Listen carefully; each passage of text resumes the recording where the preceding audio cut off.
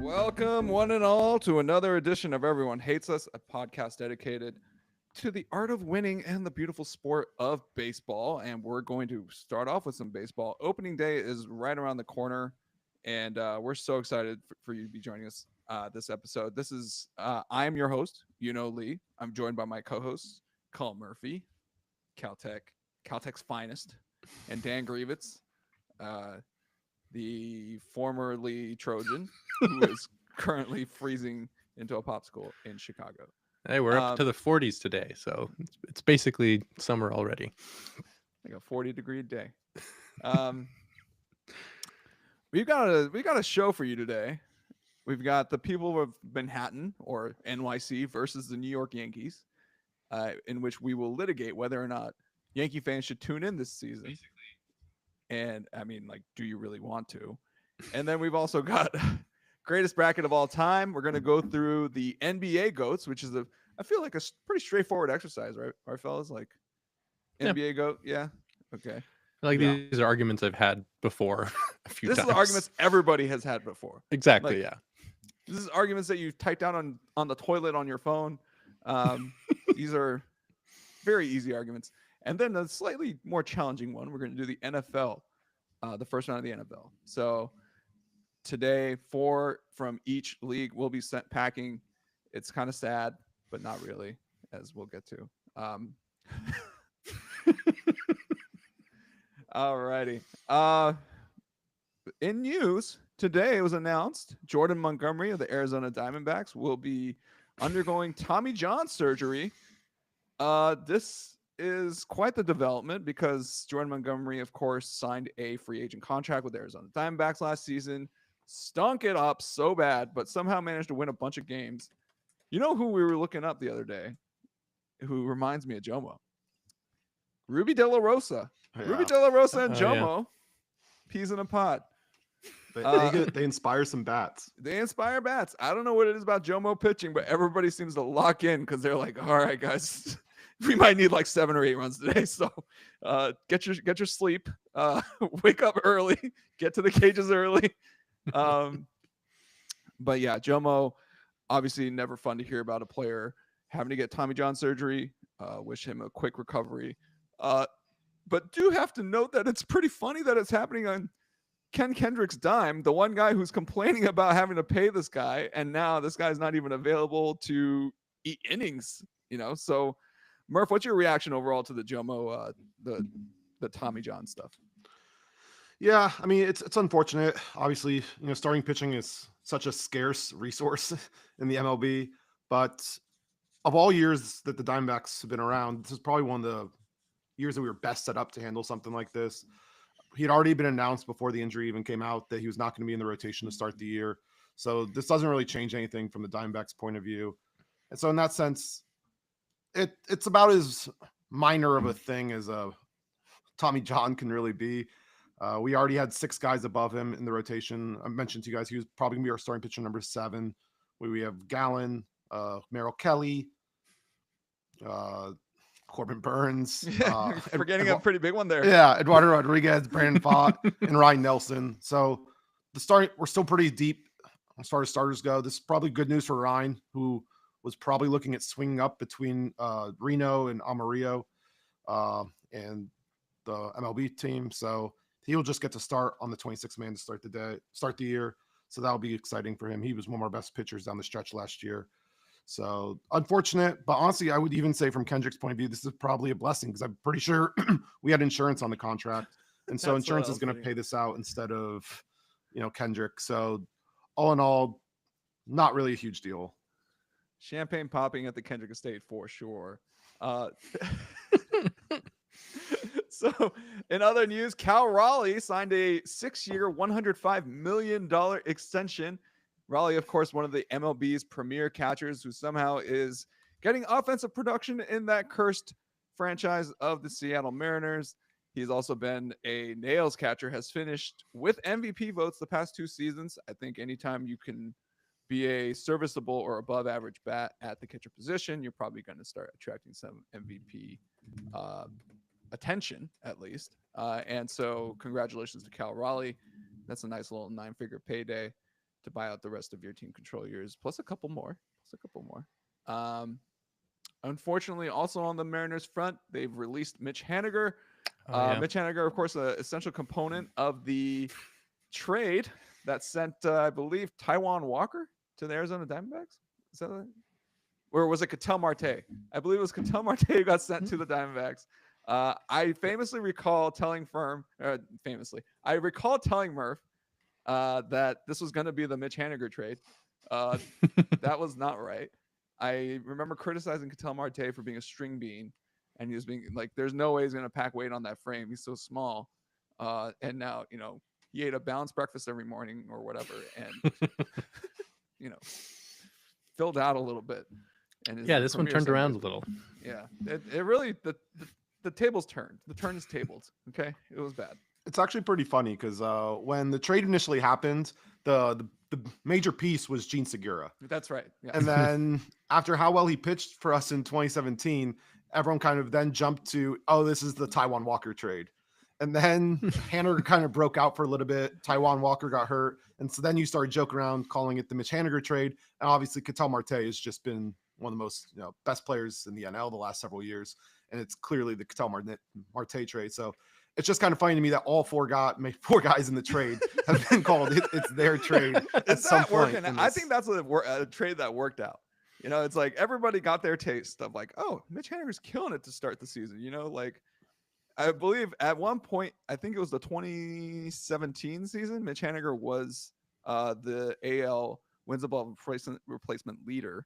I think he had like 3.4 WAR at like 2 months in or something, and I was like, he was killing it for a nice little stretch there. Emphasis, operative word, little. Yeah. But Mitch Haniger, hope he can find some work after it's all said and done. Murph, actually, I got a question. Do you think Jomo's career is over? Going back to Jomo, do you think his career is over? This is it. I would say his career as a starting pitcher is over. Would be my prediction. I think he'll get some interest and draw some stuff, but the bottom line is that he was a number whose numbers were tracking down before he even signed with us. This is partly why he wasn't able to get a deal, and he's a guy who had outperformed his peripherals, up to that point, and then kind of the floor crashed out last year. He's on the wrong side of 30. He just had Tommy John. It's tough to be super confident about his odds as a starting pitcher going forward because of all that. And I'm also a little bitter, but the way he took care of his health, heading into his first year with us, not really a good sign for someone who's going to come off a pretty serious injury. Obviously he could certainly do it. He has a long track record being a successful starting pitcher, but anytime you're on the wrong side of 30, you've been declining, you've been showing signs of decline, and then to have a serious injury like this, it's normally pointing to you kind of on your way out. All right, the MLBPA won't be happy to hear that, Colin. But way to bury a $45 million pitcher like that. That was really nice. Yeah, really nice. Let's play taps for him. That I refuse to do that. Yeah, when it's actually appropriate, you just can't do it. Look, man, when you trade away Kyle Tucker, you're telling me you don't care. All right, like you're done caring. All right, you traded away Kyle Tucker. You're starting Jose Altuve, unironically, in left field. Like, You're done. You're good here. Okay, Framber's gonna walk. Like this is all over, dude. Party's they're gonna trade Framber too. Yeah, they're probably gonna trade Framber before it gets out of hand. And this is other people got money. Tanner Bybee. Is it Bybee or Bibby? I was going to pronounce it Bybee. I've heard Bybee a lot. So Tanner Bybee got his extension. And then another pitcher for the D-backs. Is it Jesus. Forgot his name Justin already. Martinez? Justin Martinez, flamethrower. Absolute flamethrower for the D-backs. Got his extension. His stuff is nasty. It is Bybee. Just confirmed. Thank you. Yeah. And then 12 million, I believe, something really like a really modest number for the remainder of his arbitration and team control years. So congratulations to these fellas for getting the bag. Cha-ching. Yeah.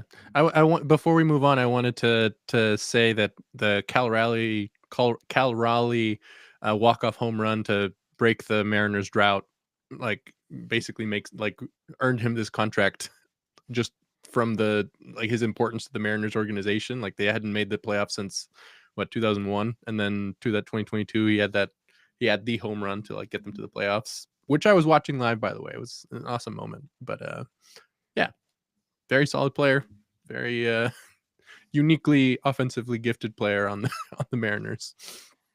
Since 2001 is some nasty work. Like that is for that franchise. Oh, you just feel horrible because that was the season that they the single season wins record. Yeah, you know, like the single season wins record. They were flying high, and then nope, we're done for 20 years. The graveyard of like amazing Mariners players who came thereafter, like just graveyard. Never saw it play out. Felix comes to mind, like Felix Hernandez. Oh my God! Even my boy Adrian Beltre, one of my favorite of all time. That's right. He left us right after his MVP candidate campaign with us in 2004, and his stats immediately dropped off for his whole time in Seattle, and then he moved on, and his stats immediately jumped back up. You know, if you're Paul George, you call that MVP candidate campaign your MVP year. You know, like sure.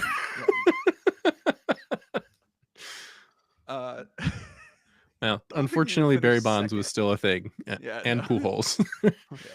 Sorry, you're not a generational hitting talent.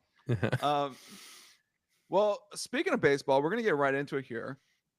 We have this little segment called The People Versus, and basically what we're trying to litigate or have out is, should your city care about baseball this season? And we are on the cusp of opening day. We're 2 days away from opening day. Or at domestic opening day, sorry to be technical. Yeah. And we're going to have a lot of baseball going on. Should you care is the question we're trying to answer. And today on trial is a team that lost their second best player. And frankly, probably their second best player by far. And their second best position player by far. Is it protocol to have the judge starting to make the prosecution's argument before this? No, I'm going to kind of go over some additions as well. Solidified an infield and outfield that probably needed it. You know, they picked up Cody Bellinger. They added Max Fried to the rotation. This is a team that was serious about building depth. And so there are not as many big names, but definitely a lot more big depth. Okay, like it's looking more like a more balanced baseball team top to bottom. And so is that worth watching? We're going to have Collin and Dan have it out. Prosecution, take it away.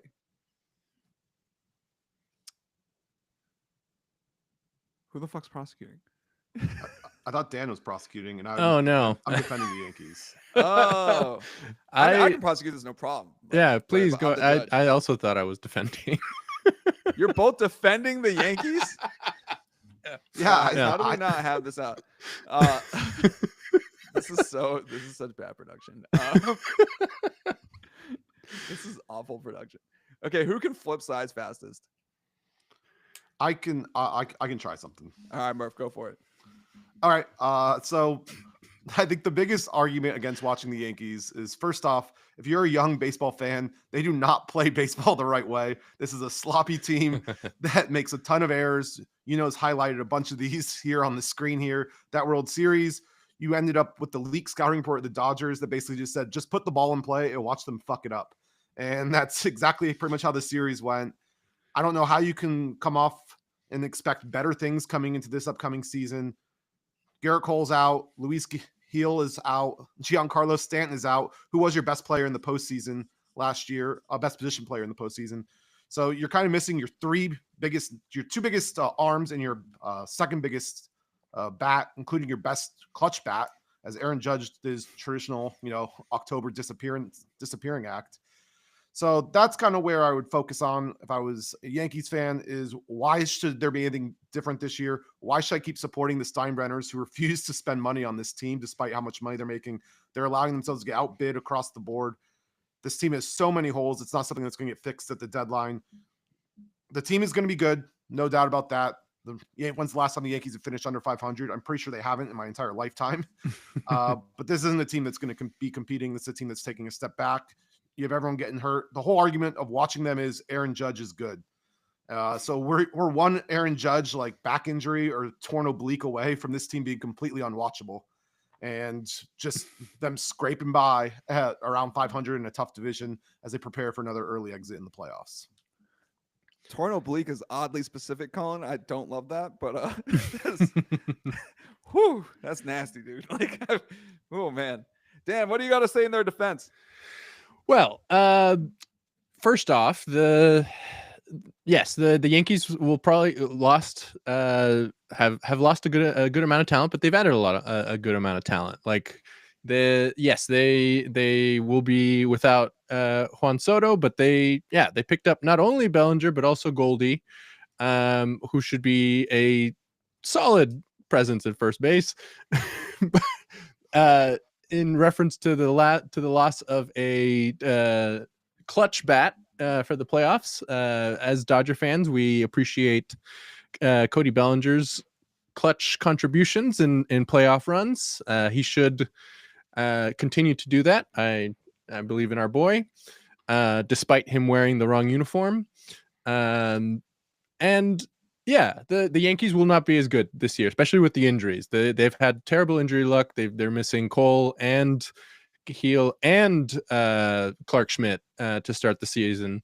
But like we've been over a few times now, the AL will be pretty mediocre this year. Like there is no standout team, and the Yankees still have plenty of talent. They still have Aaron Judge, who you highlighted, but it isn't. Yeah, like in the comparison of in the World Series, like against a team like the Dodgers, yes, they had a deficit of talent, but against most of these teams, they stack up decently well. Austin Wells was a decent catcher, was one of the candidates for Rookie of the Year. Jazz Chisholm, despite all we made fun of him for, was still a solid piece for them towards the end of the year. They have plenty of talent, and they will be competing. I don't know if they will win the division or make the World Series again, especially with these injuries, but they still have a solid roster, and they invested a lot of, like, Max Fried will be good for them. Devin Williams, who we haven't mentioned, will be their closer, adding to an already good bullpen. This is a solid team, and solid in the AL this year is plenty. I would have a tough time stomaching looking at a rotation to start the year that is putting Marcus Stroman and Carlos Carrasco out there 2 out of 5 times. That is just an absolute brutal stretch. And, you're putting a lot here on Will Warren. Otherwise, You're looking at the whole back half of this rotation is just garbage. And not even for Yankee standards. I'm just talking like baseball standards. You don't believe in 2025 Cookie Carrasco? He's had a good spring. Yes, I mean, of course, the rotation looks rough to start the year, but I think there's a difference between a rotation that was constructed to be rough, like some of these teams that haven't invested, and a team that, without this bad luck rash of injuries, would have one of the best rotations in baseball. Like with Cole healthy, with Heel healthy, combined with Fried and Rodon and Will Warren, who I think is a candidate to have a really good year, they would have a really good rotation. They've just had terrible luck. And Clark Schmidt. They have a bevy of good arms in their rotation.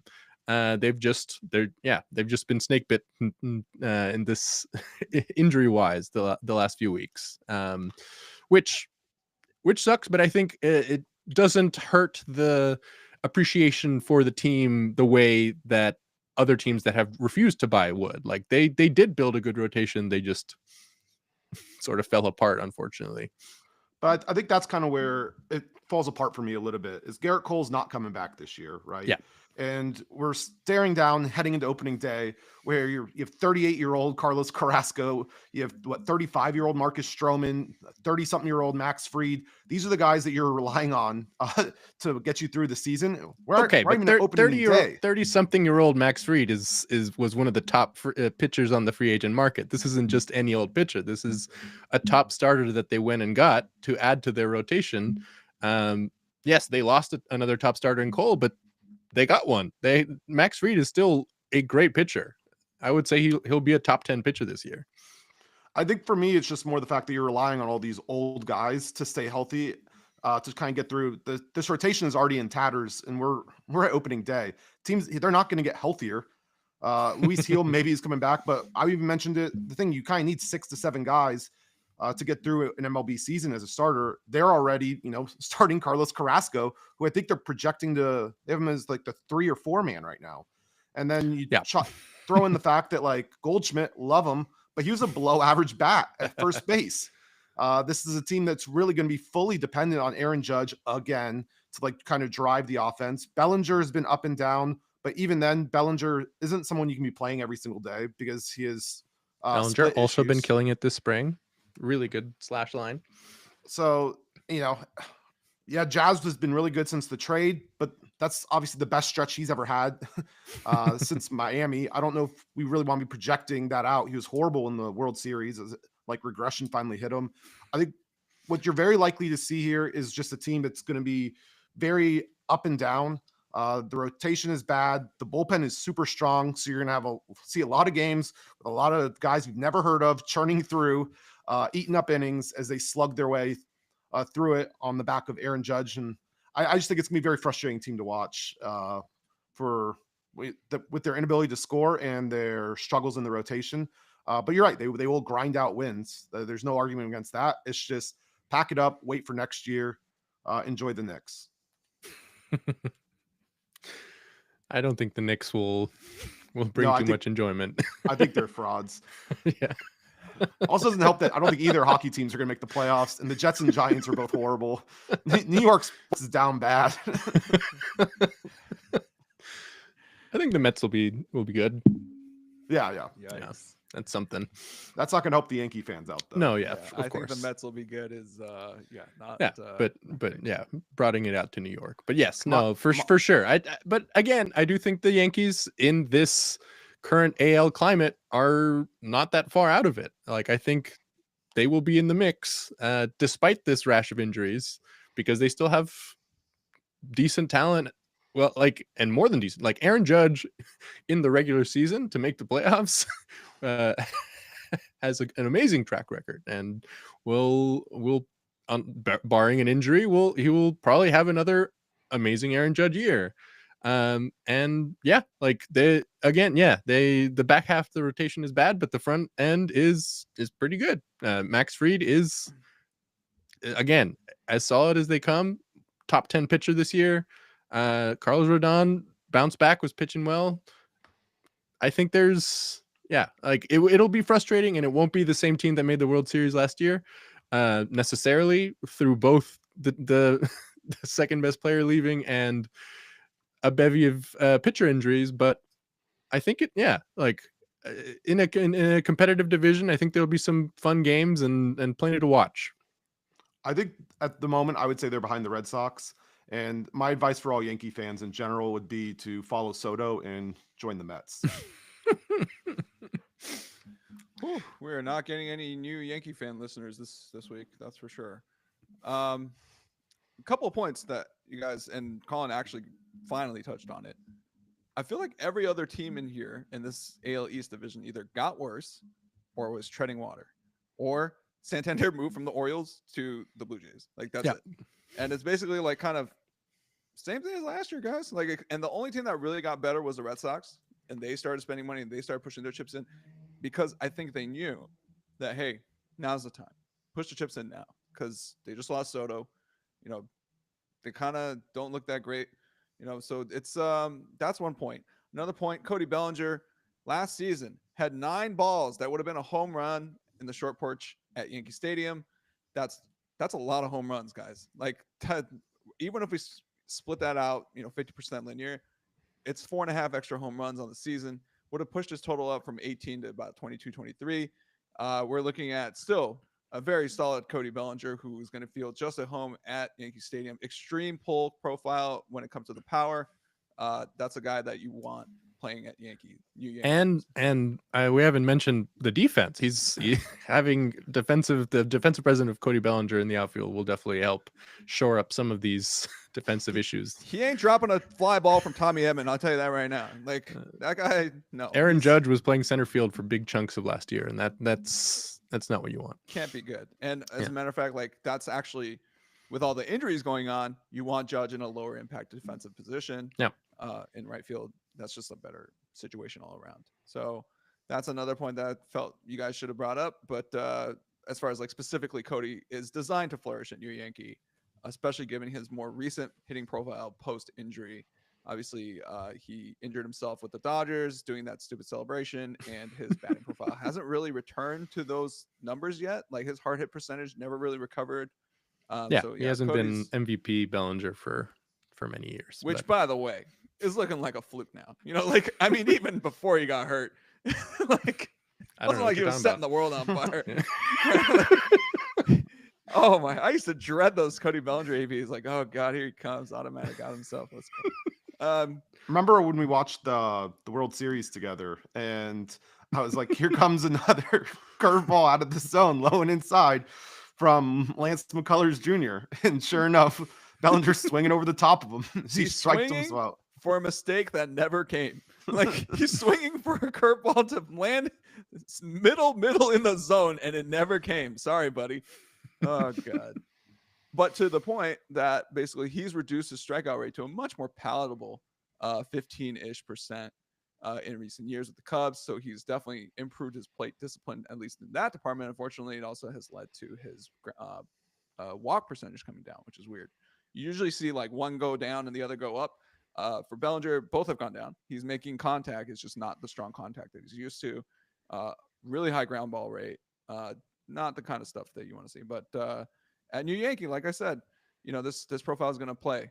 So Bellinger was a great pickup for the Yankees. Just solidifying the team, I think, is a big thing. But and his dad was a Yankee. He's that's right. Yeah. They have some of the Yankee history juju coming with that as well. Could be Ken Griffey Sr., Ken Griffey Jr., but like where, you know, it really blows up in your face. Yeah, I thought those were a couple of points that we probably should have touched on. Enjoy the Knicks is some nasty work. We are on that basis alone. I'm going to hand it to the prosecution. It's just not looking great this season. I'm sorry. Losing Luis Heel, losing Garrett Cole. Nobody wants that, guys. Shocker. It's a rough one. I think we knew how this one was going to go before the prosecution started.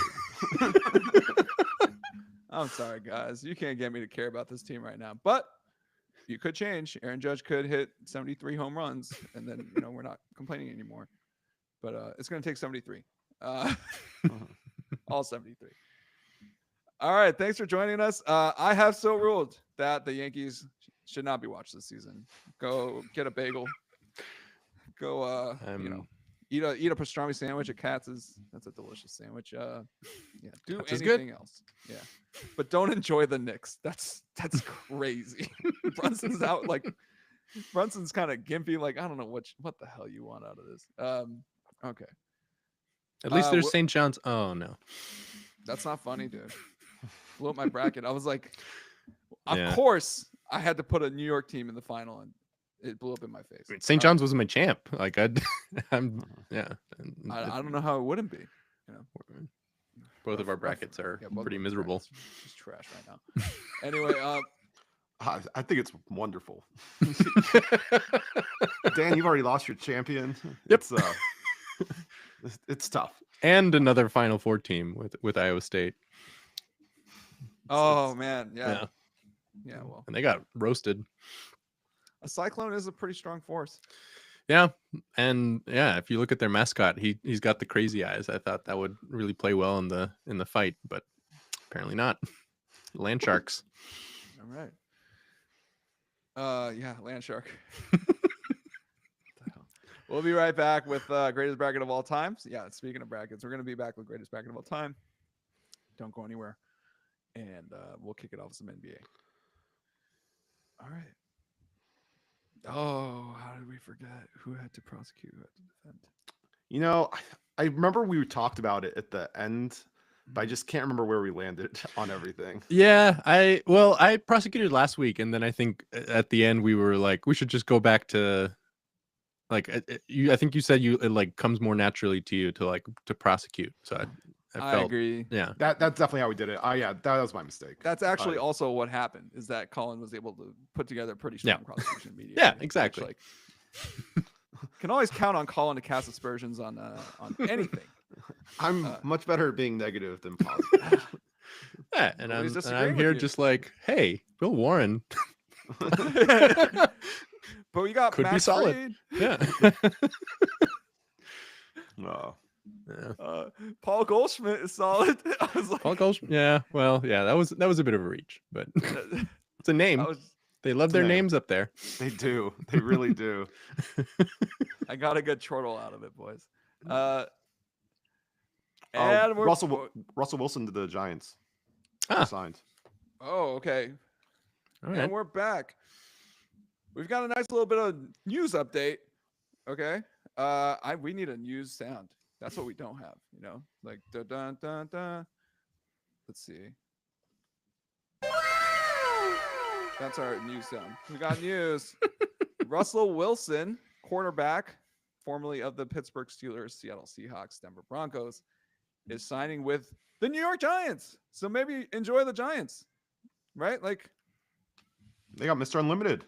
You know what makes me sad is that this means Jameis Winston won't be starting, which is what I really wanted as an NFC East fan. Like, oh my gosh, Cooper DeJean might have 12 picks in one game. You know, like this. That's what I wanted to see. But yeah. Quick takeaways. I think this really leaves Rodgers with Steelers or bust, it feels like. But I never really bought the Rodgers to the Giants rumors. Yeah. Just someone at his age going to that team. I think he needs to talk himself into he's competing for a title. And even the most delusional of athletes isn't thinking that with the 2025 New York Giants. Dan? I do think Rodgers to the Steelers is going to happen though. That's what the wins feel like they're pointing to that, especially with Russell leaving now and Fields. Like they're sort of left without, like, who else are they going to roll out there for their annual 10-7 first round exit team? Yeah, I mean, I think the only quarterback on the roster is Mason Rudolph. There's just no way they're going to go in with that. Tomlin and Rodgers have always respected the hell out of each other. So it's something where it does feel like it's been obvious from the jump. Yeah. And the way the Steelers have approached free agency, it seems like they view it that way as well.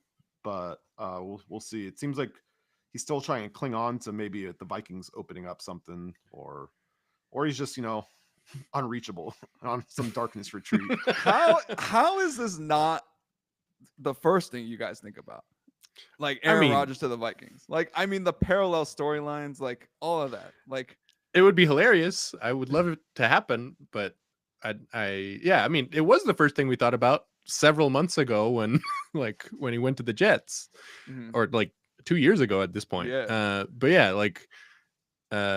yeah, I mean, JJ McCarthy's probably going to be healthy and good to go this year, and they want to see what their young guy's doing. So I don't think it's like someone tried to float that rumor a few weeks ago, and it was like pretty roundly said like, okay, based on what? Yeah, I think it was Adam Schefter who actually said, in my opinion, his best chance to win a title is with Minnesota and blah blah blah, which, like, not wrong, I guess. Like, if Sam Darnold can do that with that team, imagine what Rodgers can do. Well, we're gonna switch gears out of football into basketball, and we'll get back to football after this, but it's time for the greatest bracket of all time. Now, this exercise is to determine the greatest of all time. So, these are stupid debates that are pointless, but hopefully informative and a lot of fun, and we can just kind of, put our spin on it. We're starting with NBA because NBA is probably the easiest one. It's the one that we've argued till our faces are blue. And the seeding is very interesting. So we're going to go ahead and go through the NBA side of the bracket for the first round. I think it should move fairly quickly. So our first round matchup has the 8th seed, Kobe Bryant, versus the 1 seed, LeBron James. I've put if you're following us on YouTube or Twitch, I've put it on there, the stat head comparison head to head. I think Kobe has, and for our listeners, overall stats, Kobe has LeBron beat in free throw percentage, and LeBron has everything else. So games, points per game, rebounds per game, assists per game, steals per game, blocks per game, field goal percentage, 3-point percentage, effective field goal percentage, box plus minus, value over replacement player by a canyon. There's a canyon between their VORPs. Awards and honors, of course, Kobe is in the Hall of Fame. LeBron not yet because he's still playing, which is insane. Championships 5-4, Kobe. First team All NBA 11-13, LeBron.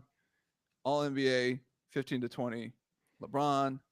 All defensive 12-6, Kobe.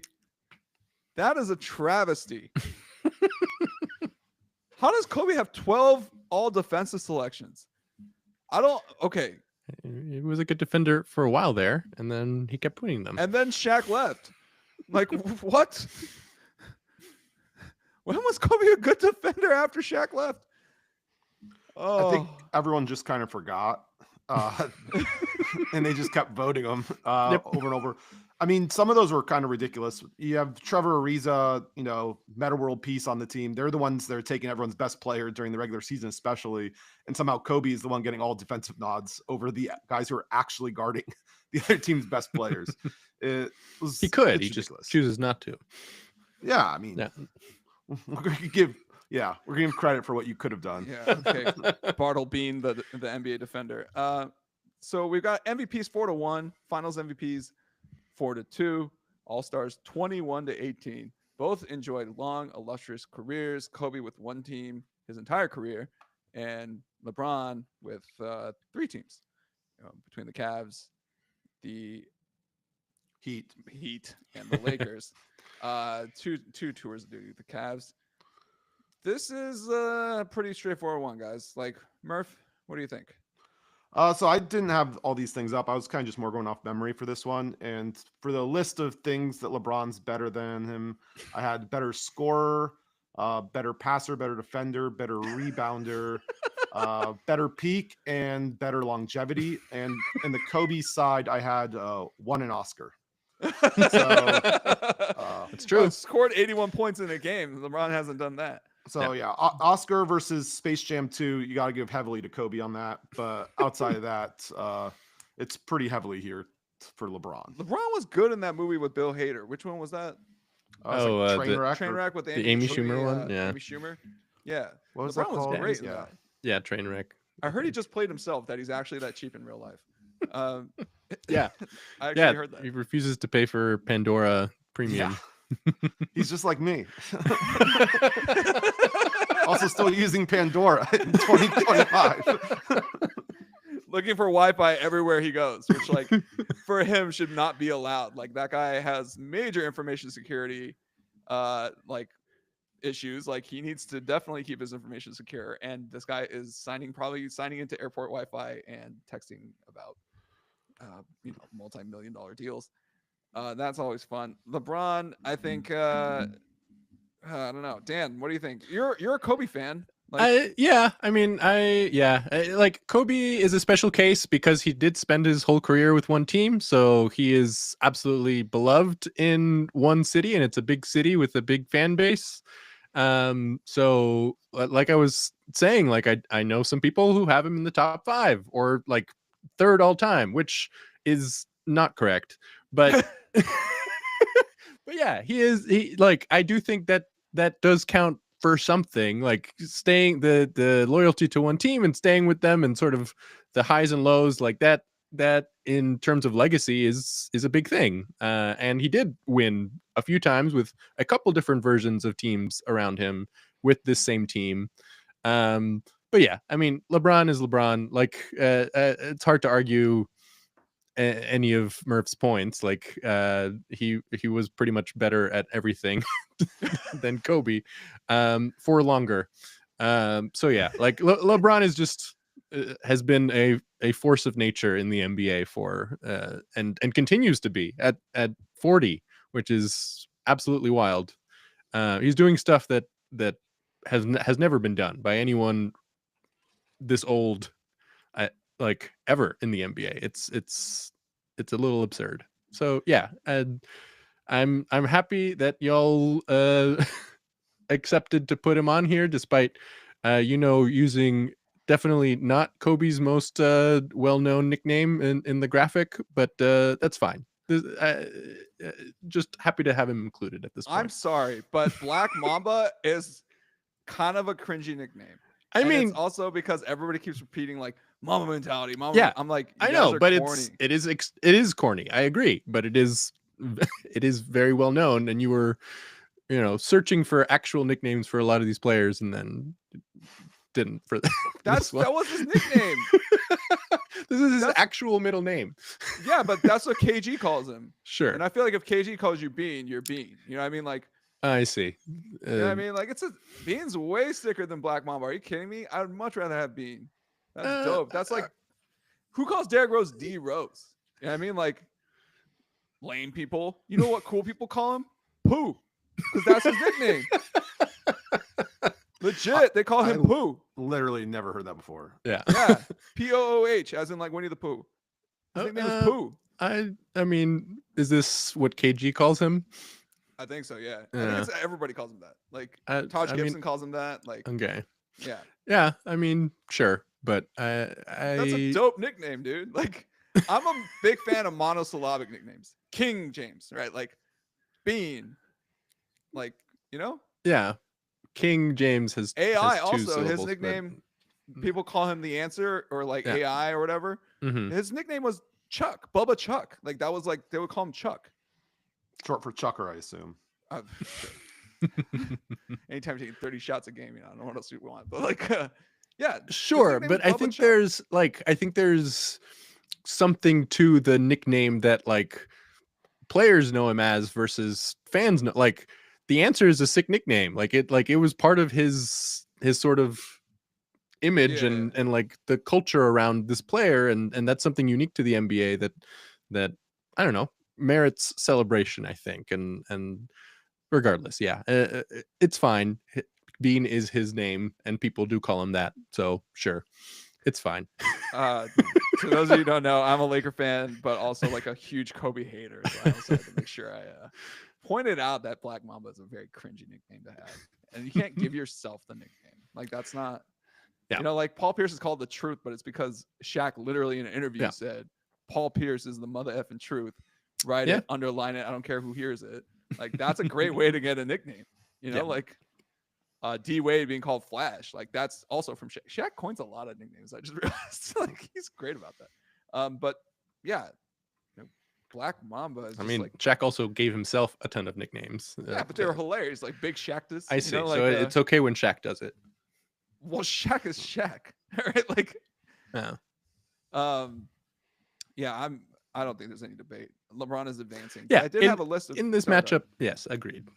Yeah, I have an interesting point on his resume, and I'm sure we're going to go back over this when it's time for him to get further along in the bracket. But I have some superlatives for LeBron. He is the all-time leader in points, as you all know. Did you guys know he's the all-time leader in games played if you include playoff games? It's pretty interesting.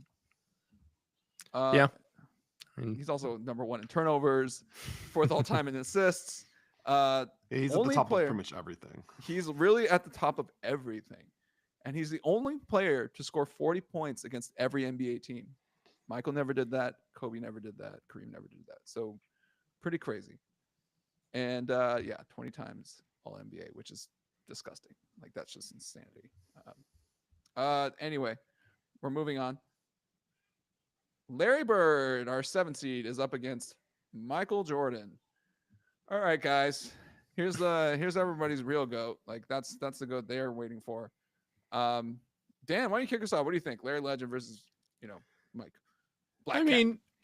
These are both great players. Larry Bird was an awesome player, both in terms of team success and contribution to team success. Like you can see how much the Celtics changed between the year before he joined them. I think they won, I don't remember if it was 20 or 30 something games, but they were below 500. They were far below 500. And then he joined the team and they won 60 games. And they continued to be great the whole rest of the 80s while he was healthy. And then he sort of fell apart towards the end. And he was awesome to watch and a legendary trash talker and he was. These are two of the three players that are widely considered to have revived the NBA in popularity in the 80s. So, and they had a couple of clashes in the playoffs when Jordan was young and Larry Bird was at his peak with his best team. And so Bird technically beats him head to head in the playoffs.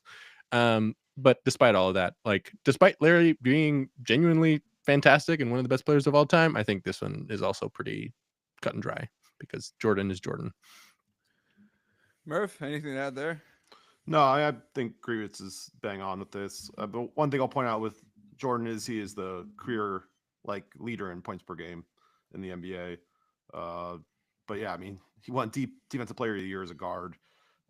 Both these guys also, we were kind of bagging on the All-Star weekend. These are two guys who took All-Star weekend very seriously. Yeah. Larry Bird always trying to dominate the three-point contest, Jordan with the dunk contest. So yeah, some of those dunk contests were just legendary. Like him against Dominique. Yeah, awesome stuff. Especially absolutely. The one in Chicago. Yeah. So yeah, it's super. It's disrespectful to some of these guys to eliminate him like this. But Larry Bird, he even has that quote over the 63 points in a playoff game that Jordan put on him. He said it was God dressed as Michael Jordan for a day. Even Larry Bird knows how special Jordan is. Yeah. Well, before we say a bit adieu to Larry Bird, I wanted to add some points here. Of the NBA players who became coaches, Larry Bird was probably the best player to also have a successful coaching career and executive career. And I will really say that because there's not a lot of room above Larry, and also because he was actually quite successful as a coach. I do believe he was the coach of the Indiana Pacers when they made the finals run in 2000 against the Lakers. Was also a great executive. Folks love the legend. You mean amongst really good players, I assume. Yeah, really good players. Yeah. Sorry, Mo Cheeks doesn't qualify here. Or Phil Jackson won a championship with the Knicks as a player. Phil Jackson was okay. Yeah, we're not counting that. Yeah, but I know that's what I mean. Yeah. It's on this out of the GOATs, he's definitely the one that was for sure the most successful as a coach, because we have a Celtic who was not successful as a coach also on this list. But some superlatives for Larry Legend. I think his greatest in-game moment I put here was the inbound pass from Isaiah Thomas that he stole and passed to a cutting Dennis Johnson. I think it's a pretty iconic play. Most of you guys remember the time was expiring. That was any disagreement there? That was his greatest moment. Probably his most famous moment. But he was I mean, this was a player that his nickname was Legend for a reason. He was out there doing legendary stuff. He had that one game in the regular season against the Blazers where he was basically got bored and just shot only left-handed the whole game, and he scored 45, I think, something like that. And they asked him after the game. He said, "I'm saving my right hand for the Lakers," basically.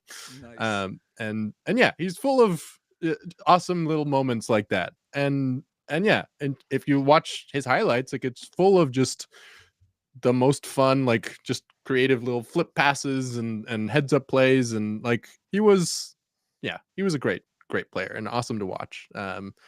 And yeah, one of a couple of Celtics that I don't begrudge him for being a Celtic. He was that good.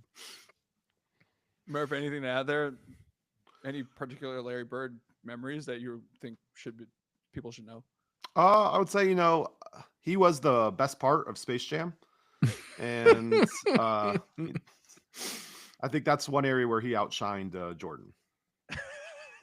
Okay. All right. So moving on. Hard to see you go, Larry, but one of the best ever. The fact that he's even included here obviously speaks volumes. All right, moving on. It's Larry's rival, the 6th seed, Irvin Magic Johnson, sorry, versus his teammate at one point, his running mate for pretty much all his titles, right? For all of Magic's, yeah. All of Magic's titles. I know Kareem had one with the Bucks. number 3, Kareem Abdul-Jabbar, Cap. By some people's estimation, the greatest player of all time, if you include high school, college, and NBA. One of the most complete resumes out of any NBA player, and a profoundly long peak as well. And to be Kareem, it's just like one of those things where people don't appreciate him probably because he was such an institution in the NBA for so long. He's obviously had his fair share of playoff failures as well. He got, absolutely demolished by Bill Walton and the Blazers at their peak. There's some interesting takes on why Kareem isn't considered the GOAT. But by all accounts, a great guy, philanthropist, activist, accomplished writer. He's been published in better places than most writers. He's, I think he wrote for The Atlantic, Time Magazine. Like, he's just contributed everywhere. Cap is one of the most awesome personalities that people should really get to know more. But I'm making the case for Cap here. Dan, what's your first thought as a Laker fan? I mean, this was one of the two that we highlighted. I mean, it's not that big of a take to say that the 3-6 and 4-5 matchups are the most close and interesting ones, but Magic, by his own, was also this is an interesting matchup between the player that was just solidly good for many, many years and very dependable, but would often get accused of not trying as hard or being standoffish with teammates or not being, as good of a leader. And then there's Magic Johnson, who didn't have the long career, famously cut short for off the court reasons. He was diagnosed with HIV and had to retire. But on the court, he was an absolute phenomenon. He joined this team with Kareem, and Kareem was a very important part of it. But I would say those Lakers aren't those Lakers. Magic was the most important part of those Showtime Lakers teams, despite Kareem's anchor. So it is an interesting comparison because despite Kareem being just objectively this metronome of sustained success for many, many years in all different levels, I don't think he wins all those championships without Magic revitalizing that team and sort of bringing that electricity that he did so naturally to the team. He absolutely changed the makeup of the league, not just the team, but those Showtime Lakers were Magic's creation basically. Murph? Yeah, I think I said this even at the time when we were doing the seating, that I think Kareem is one when we think 3 people that really has a claim to be the greatest ever, and a lot of that is his longevity. And you think about just how the NCAA dealt with him, where they made rule changes to stop him from dominating. Yeah. Him and Wilt, to my knowledge, are the only 2 that really happened to, and it's something that I think will always make him special. The skyhook was developed because I believe they banned dunking. And so he had to come up with another way to get stuff another unstoppable shot, an even more unstoppable shot. Exactly. So to me, I would always go Kareem here. I just think the longevity is just so impressive. All the rule changes that people did to try and contain him and make it easier for everyone guarding him. It's just Kareem is just on a top tier. And I honestly think he gets underrated in general because everyone gets caught up in the whole Jordan and now Jordan LeBron thing. But Kareem, he was a 3 seed in here for a reason. And, you're talking about someone who 2 decades of being a dominating force. This to say nothing bad against Magic. Obviously, Magic's, Magic was definitely more of a vibe where he just, as I think, you said, he brought the energy, or Dan, both you guys did. So, I mean, Showtime Lakers, you think of Magic, you definitely think of the fast breaking up and down play. But to me, I go with The Rock, who the guy who kind of anchored it for so long and played at such a high level. And winning a championship in Milwaukee was certainly no easy feat. Yeah. But Sure. Yes. Winning a championship in Milwaukee is not an easy feat. He did have Oscar Robertson as a point guard on that team. He also has had some Hall of Fame help there. We highlighted the value of a replacement player in the last matchup. Here we can see Magic Johnson is only 5 off with 660 less games. He was a very, very impactful player and a great player. And yeah, I don't think this is like I'm fine with Kareem going ahead. I feel like that's what we're heading towards here, but I do think this is much closer than it's being made out to be. I agree with that, and especially considering the first two, which I think there's no way that you can slice it. Yeah. For Kobe or Bird, this one at least Johnson has his arguments, which is not something I think we could say about the other two matchups. Yeah, and especially on the tail end of that 80s dominant 80s Laker team that won 5 championships. Kareem was old and no longer the focal point. They became fully Magic's teams towards the end, and he was up to the challenge, and he won multiple championships as the center of that team. Arguably, Kareem was the third most important player on some of those teams, with James Worthy being as essential as he was. So yeah, I do think it is pretty darn close, but I'm fine with Kareem because of the longevity. Like, he was, again, just so solid, more than solid, so good for so long. But I do prefer Magic's peak, I think, personally.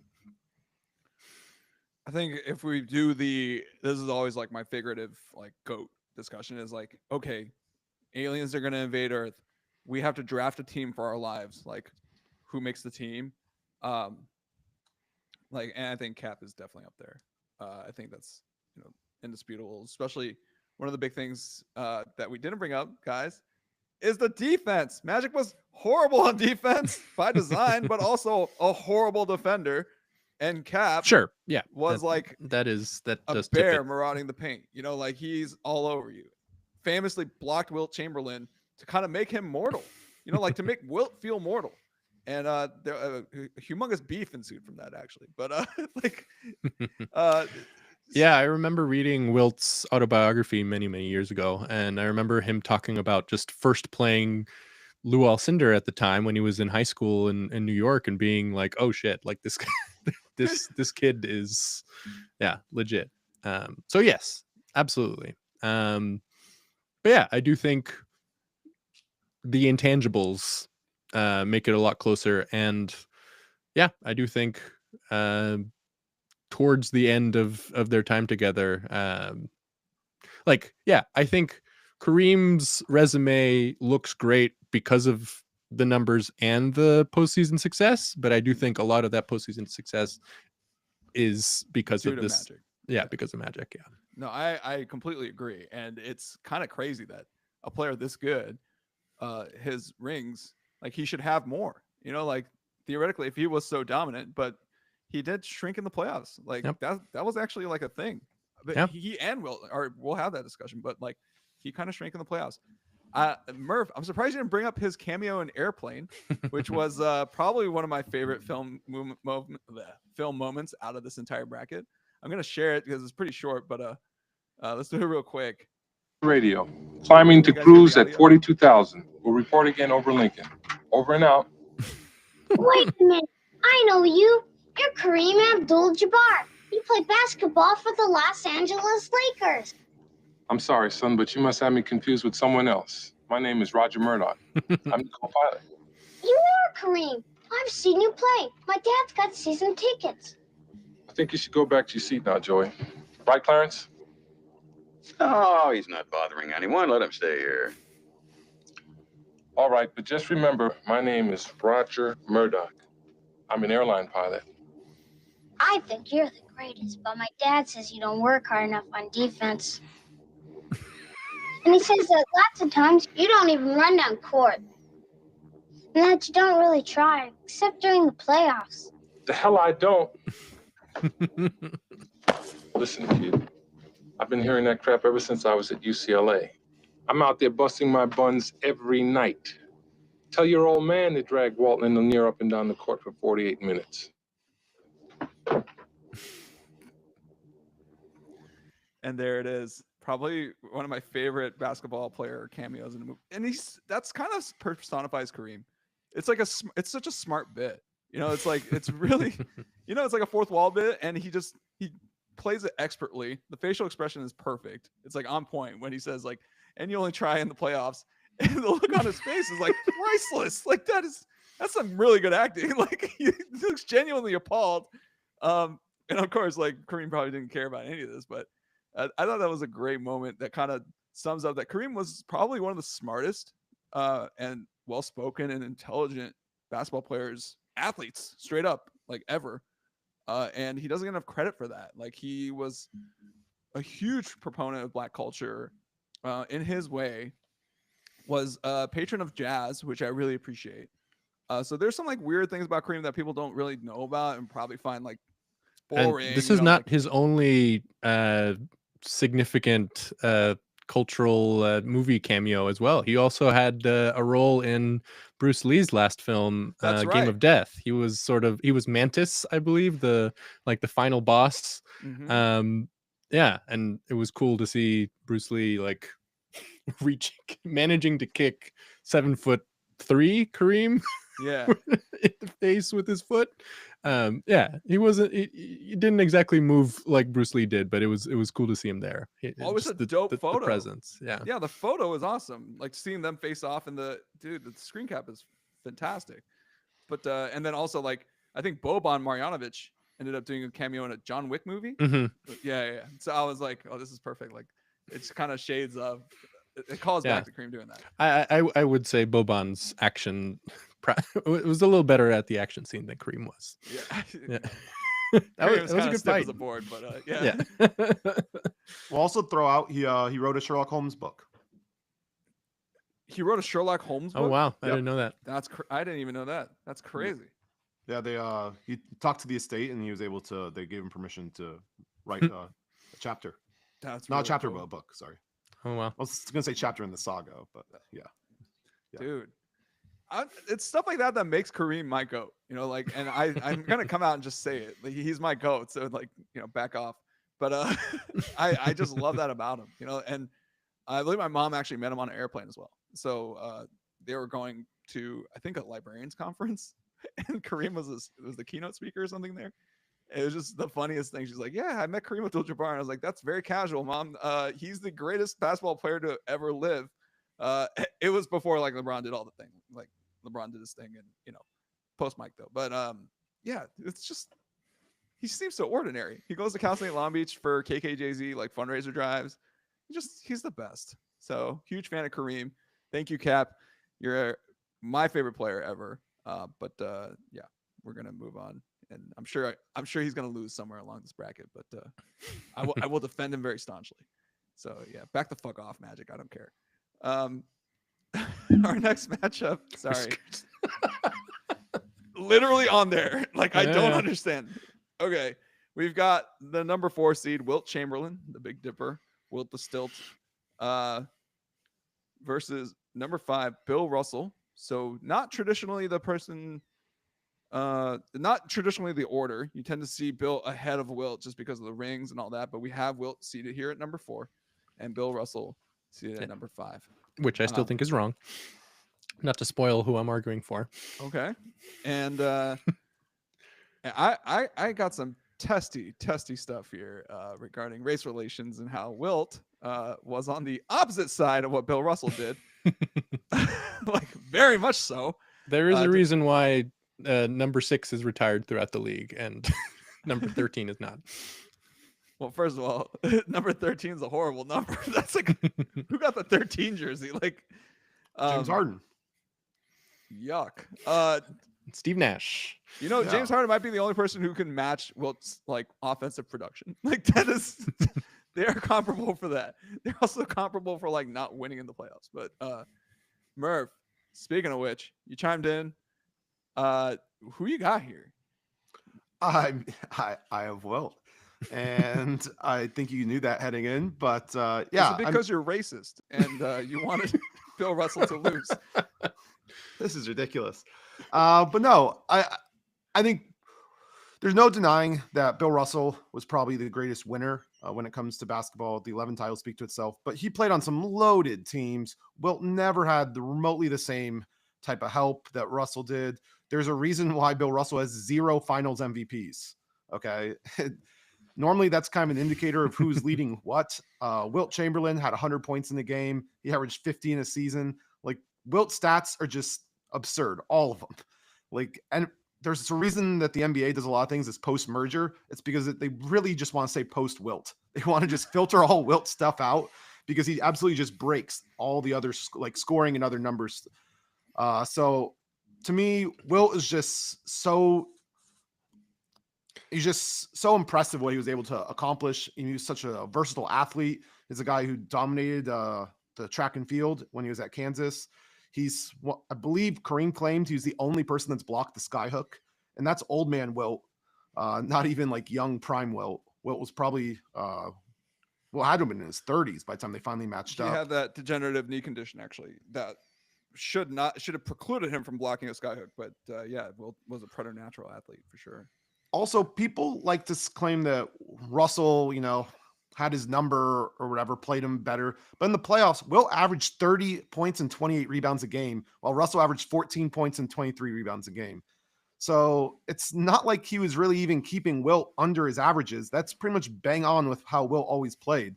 The difference was the rest of Russell's teammates all stepped up and Wilt's didn't. I also would say that I do think the playoff choking is a little bit overblown as well. He shot 54% from the field when in the regular season and 52.2% in the postseason. It's not a huge drop off, especially when you're playing Bill Russell, one of the defensive goats, consistently in the playoffs. I mean, look at that. 49 playoff matchups is an obscene number just for two players to go at each other. So I do think a lot of the negatives on him are vastly overblown. Obviously, kind of like the victor, gets to write the stories. And so everyone kind of backfilled Russell into this dominant force, but it doesn't really show that way in any stats that you really look at. Bill Simmons, I know he used to always argue, you just had to watch it, which I don't even think he was old enough to watch it either. But it sounds like one of those things that people say to justify something when they know that the stats and the hard numbers don't bear it out. When you look at all the production things, you look at all the green, like on this page, like again, we were kind of making fun of Kobe for the only thing him beating LeBron in was free throw percentage. And that's kind of what we have here. When we're looking at stats, I don't think Russell, like having guys like, Kuzi and KC, like all those other guys, Hall of Famers. I'm spacing on several of them because the teams were that loaded. Yeah. Him just having a more load supporting cast doesn't make him better. I think those 60 Celtics are amazing and it's very impressive what Russell did. But I think if you look at the head-to-head, how they played against each other, if you look at the general stats, the dominance, 100 points in a game, I just feel like it's tough to come out anywhere and just say that Wilt wasn't the better player. Woo. You make a lot of points. I do want to make one important correction before I argue against some of these points. Bill Russell didn't win any finals MVPs because the first final MVP was awarded in 1969, which was Bill Russell's last year, which he won the championship for. But it was given to Jerry West he, as the loser. He was very, very famously very mad about that. Jerry West was not Bill Russell. But yes, statistically, Wilt Chamberlain, again, we have to, like, almost anytime anyone does anything interesting statistically these days, we have to, apart from like 3-point records, we have to qualify it as apart from Wilt, because Wilt has 100-point games, 70-point games, 60-point games. Like he would put up, he averaged 50 points for a season, which will never happen again, probably. Unless the game changes drastically. So yes, but Bill Russell, one of the big arguments that you gave was that Bill Russell won a lot more because he had a loaded team and he had a lot more help. And that is unquestionably true until 1964-65. And yes, by then, Bill Russell had already won 8 championships because those Celtics teams were absolutely dominant. But after that, I would argue that Wilt Chamberlain had more help. He continued to have Chet Walker and Hal Greer, who were both Hall of Famers, and then they drafted Billy Cunningham, who was also a Hall of Fame big man, and they were he had a three-peat of MVPs in 66, 67, 68, and his teams, he had great teams. Like 67 was considered one of the best teams of all time, and is the only time that Wilt Chamberlain was the best player on a championship team. But after 65, Bill Russell still beat him 3 times in the playoffs and won those championships 3 times, despite only having older Sam Jones and John Havlicek on his team, which I would argue is less support than Hal Greer, Chet Walker, and Billy Cunningham. Even when he went to the Lakers, and he went to the Lakers and formed a sort of proto super team with Jerry West and Elgin Baylor. They went to the finals and famously had the celebration balloons up in the Great Western Forum to celebrate the win over the Celtics. And Bill Russell won again and retired a champ, having won once again. So yes, statistically, Wilt Chamberlain had better stats, but Wilt Chamberlain was famously obsessed with stats. He, for example, one thing that always comes to mind is that Wilt Chamberlain never fouled out. That is a stat that is often given as a proof of like his defensive prowess. Like he was so good at defense that he was able to be a good defender without fouling out. But that is not necessarily true. Like he was very aware of that and actively would stop playing hard defense in many games when he had 5 fouls so that he could maintain this record. They started counting assists, and he wanted to he wanted to win the single season assist record. And so for one season, he basically just started passing a lot. And by all accounts, that season was very much like some of these Russell Westbrook years where he was getting a ton of assists, but they weren't like as valuable as other assists. Like they were very artificial assists, so to speak. And then a lot of the like matchups between Russell and Chamberlain, especially in the playoffs, essentially, yes, Wilt had the same stats, but this was almost by design. Like they would sort of let Wilt do his thing because they knew that he would, and he would be happy to accrue the points, the statistics. But Russell didn't care about that. He was about what the team needed to win, and he was, by all accounts, a better defender than Wilt, despite Wilt's physical dominance. And was happy to defer to other players, whereas Wilt was very about getting his numbers up. There was an interview that I was seeing after they both retired, where they were both being interviewed by Ahmad Rashad, and he was asking them to look back at their career together, at their career against each other.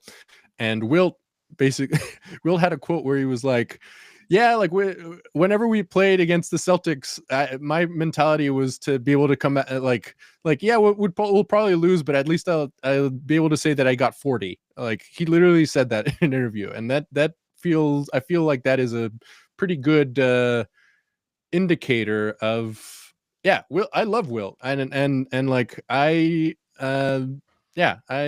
he deserves to be up here. He was an absolutely dominant force and such a larger-than-life character. I just think Bill Russell proved time and again that he deserves to advance over Wilt. I think the results bear that out. So one thing I kind of just wanted to bring up was you kind of mentioned that the teams kind of switched where Wilt had more help. You said that was kind of around 66, 67, 68, right? Yeah. So like looking at the 1966, I think is a great one because that's a series that went the distance. And then you're talking about what happened in the deciding game 5. Well, Wilt Chamberlain put up 46 points and had 34 rebounds on 19 to 34 shooting. There is no way that anyone would say that like Bill Russell did anything to contain him, but Russell had 18 points himself. How'd they win? John Havlicek, 32 points. Sam Jones, 30 points. And this is kind of what happened like throughout their career. Hal Greer in that game, 6 for 18. Chet Walker, 6 for 17. Wilt Chamberlain was frequently let down by his supporting cast, even when, as you kind of mentioned, his supporting cast was maybe better for some of those teams. But I guess Bill Russell kind of was able to get by on lesser performances frequently in the playoffs. If Wilt didn't play well, his teams got rolled. If Russell didn't play well, there was a lot of people to pick him up. And part of that also is because Russell was not asked to do as much offensively. Only averaging 50. I mean, you can just look at on the sheet, right? Like Wilt Chamberlain has double his scoring average. Yeah. And so to me, I guess like the thing is Wilt showed out like a lot of times in the playoffs and just did not matter because Russell's team was just always stepped up and always played better. And I think it ends up I do think that this is always a very interesting debate. And it's one I've had since I was in middle school I had a Celtics friend growing up. And because you do it runs into, winning versus stats. And from all accounts, Russell has like the perfect mindset that you would want in a winner and everything else. I just think that the dominance factor between the two, I mean, the numbers just kind of bear it out themselves. Wilt was an absolute freak that, dominated and put up numbers that no one has ever seen. I have to interject here. Sorry, guys, real quick. Murph, you cherry picked a game out of that series. It was his best game of that series. All right. Like every other game, he played below his regular season averages. All right. And he also didn't shoot that well. And actually, the game directly before, the one that went to OT, will have 15 whole points. All right. Like, come on, Doug. You can't just cherry pick one game out of that series. And the game that goes to OT, the closest 15, one out of the bunch. I mean, 15 points or whatever, but he shot 50%. Bill Russell in that game shot 7 for 15. Wilt shot 7 for 14. Are we really, No, I'm not talking about splitting hairs. Wilt's a scorer. That's his thing, right? If he's a scorer, how come he didn't score his regular season average in but one of the games, like the elimination game? He's getting checked. He's getting checked. He had 31 in game 3. I'm kind of He averaged 33 that season. Oh. Now we're just holding Wilt to higher standards because he played better. He set those standards himself by playing well in the regular season. He was awesome. He won MVP that year. He got checked. Bill Russell puts up 10 points on 3 of 11 shooting. That's not his job to score. And they win by 20. Wilt Chamberlain puts up 23 points, and it's not his job to score. That's below his season average, and that's a problem. I just think that's kind of ridiculous. No one asks your best player to go 3 for 11. Did you do the thing you were supposed to do, Wilt? And no, he didn't. He didn't even give them 33 points until game 5 when they were pretty much out of it. It's 3-1. They lost a backbreaking game. That was the game you needed to get back into the series. All right. You're down 3-1. Gentleman's sweep. That's when you score 46. Elimination game. Every other game you don't show up. Like 15, 23, 25. 31 is showing up. I refuse to I don't care if he averaged 12 30 for 22 for Wilt and 17 free throws. He's only made 7. Like, what the hell? No. Russell's putting up 10 points, 13 points, 8 points. Come on. This is checking him. Checking him. You know what? The spread between Wilt's regular season average and Russell's, and the differential between Russell's regular season average and his playoff, what does a team need out of you? If you bring down Wilt's scoring from 33 to 15, you did something right. You know what I mean? You checked him. I gave you their stats head to head. Wilt averaged 30 points and 28 rebounds. So his rebounding went up, and his points are literally 0.1 below. He went 0.1 to this series. Okay, let's take a step back and let's not fixate on one series when they played 49 playoff games. This is the one together. You chose. You chose this series. It is, but now you're saying it's because he's checking him. Yeah, the greatest defender drops Wilt's scoring average from 30.1 points per game to 30. Meanwhile, Russell goes from 15.1 to 14. But again, that was by design. A lot of the time, Bill Russell would focus on stopping everyone else and being this dominant, free safety defensive player, and just sort of let Wilt get Wilt's numbers. And that's you highlighted the last game. Wilt got 46 points, but all his other teammates didn't show up, and you use that as an argument against the support that Will had. But I believe that like that was the design that the Celtics had. They specifically let Wilt go crazy and then stopped everyone else. That was the plan.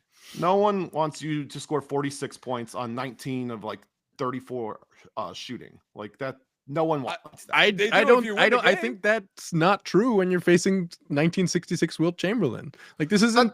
That's the point, though, is that the fact that like you're like Wilt dropping 46 on you or whatever, and you're like Russell did his job. Like, do we see how these goalposts have moved insanely? Yeah, like, but Wilt his puts up job huge in numbers. that game wasn't to stop Wilt from scoring. It was to stop everyone else. And you yourself said how everyone else shot terribly.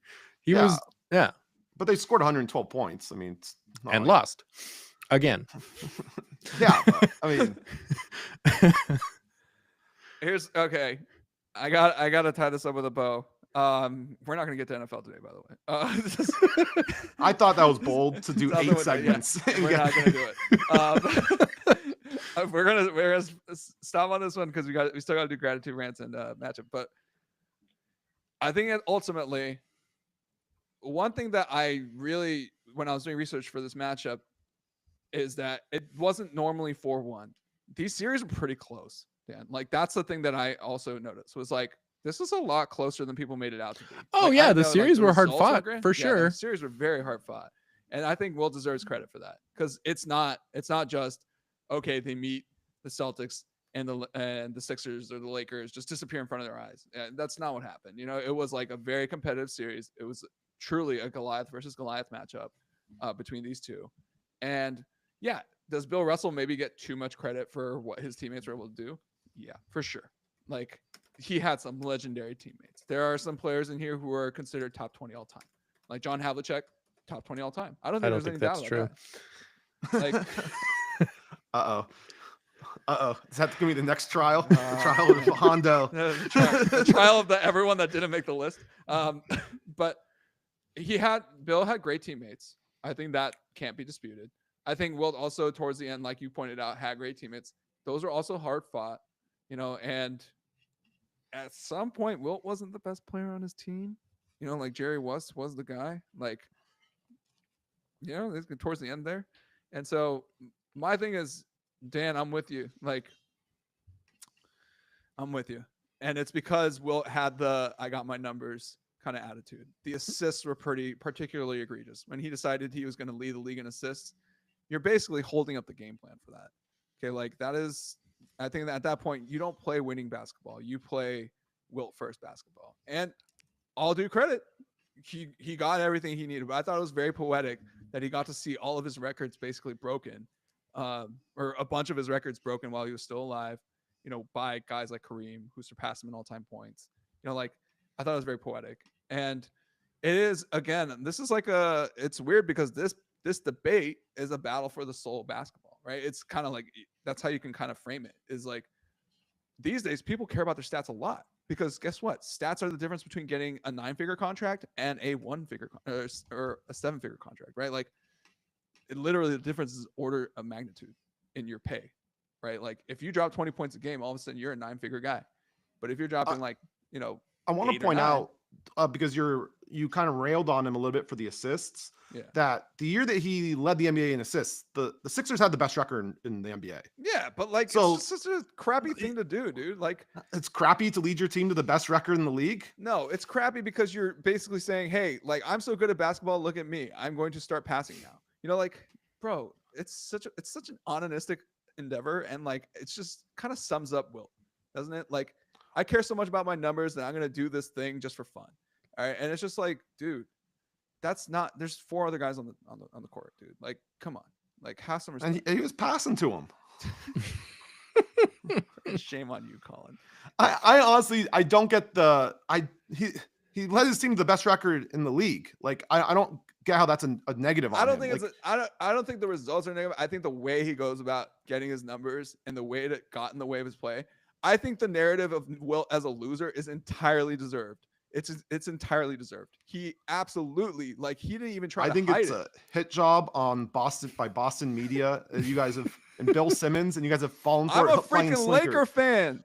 Like, That's what's I'm a driving me friggin' insane on Laker this whole fan. thing. We're like, just to be clear, we're bagging on him for that 1968 season I'm bagging on him when because they had the #1 offense in the NBA and they had the #1 record in the NBA, and we're saying he was a selfish stat padding loser. Like, that's the season that we're bagging on him for. No, I'm saying that kind of sums him up, right? Is like he's gonna do things for the numbers just because he can, right? Like yeah, that wasn't his game. I would say yes. No, yes, that team was great. Again, 67 is one of the best teams of all time. I do think it is funny that the one time that Wilt actually won as the best player on his team was when he decided that he needed to get assists to have that stat. Like it was because he finally decided to focus on a stat that involved his other teammates instead of just him scoring a bunch of points. Which, like, I think in a vacuum, he's the most one of the most dominant players ever to play the game. It's like between him and Shaq, and it's always like, eras at that point, right? Yeah. 100%. As far as like who was the greatest of all time, I can't put Wilt in there as a basketball player and it's the same reason why I thought LeBron over Mike was a good seeding, and it's because like LeBron uses his teammates, like he utilizes his teammates. He knows how to he understands the spirit of basketball, and that's the thing that I really wanted to like touch on. I know you guys are thinking like, whoa, here goes with the mumbo jumbos again, but it's really about like it's a team sport, guys. Like who personifies greatness in the sport? But somebody who uses all of his teammates effectively as a leader, gets them to buy in, and it's not just like, all right, guys, dump the ball to me in the post. I'm going to go score 2 points and then everybody get back on defense, right? Like it can't be that, guys. Like, and that's why I'm like, when you talk about the GOAT, you have to play the freaking game. You personify the sport. And I think Bill Russell does a better job personifying what's great about basketball than Wilt ever did. Yep. I mean, yes, I agree. This is essentially what I was arguing. I also quickly looked up to your hard-fought series points. Yes, they went to 4 game 7s against each other. Russell won all 4 game 7s. Yeah. But it's like, it's close. Like we got to give him more credit. No, I mean, again, these were two titans that were fighting against each other, and they had such different styles, but yes, like Wilt scored a lot more, but that's what Wilt wanted to do, and Bill won a lot more, and that's what Bill wanted to do. Whew. Merv, I'm sorry. I was pretty sure you guys were gonna go with Russell on this one anyway. So really? I'm not really too surprised. We're Laker fans. Why wouldn't we go for Wilt? Just because we were doing the seeding. Like you already kind of know where people's biases were when we were doing the seeding. Yeah, true. You got us. Plus, it's not like we haven't had these discussions around about before. And yes. I mean, here's my real argument. It shouldn't have been Wilt in here. It should have been Shaq. What? No. No. Put them up against each other. See what happens. No, I'm joking. I love Shaq. You guys know I love Shaq. All right, let's wrap this shit up and then let's get to matchups we're looking forward to. My matchup I'm looking forward to is the NFL version of this next week. It's going to get real spicy. Make sure to tune in next week for the NFL side of the bracket.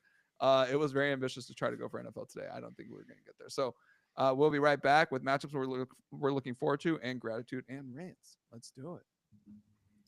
Sorry, Murph. I know he went to Kansas. Yeah, rock chalk, baby. I know. Sorry, baby. My grandma was at Kansas same time as him. That's so crazy. That's so dope. It's weird to think about. It is kind of weird to think about any female being at Kansas at the same time as Wilt Chamberlain. It's my grandma. You have to go there.